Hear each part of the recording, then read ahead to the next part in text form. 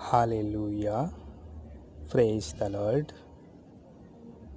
আজকের পবিত্র বচন জিরোমীয় 17 অধ্যায় 9 থেকে 10 পদে বলা হয়েছে, অন্তঃকরণ সর্বাপেক্ষা বঞ্চক, তাহার রোগ অপ্রতিকার্য।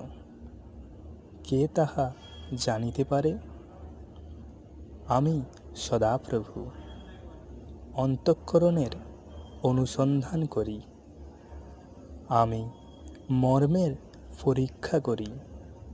আমি প্রত্যেক মনুষ্যকে আপন আপন আচরণানুসারে আপন আপন কর্মের ফল দিয়া থাকি। আমিন।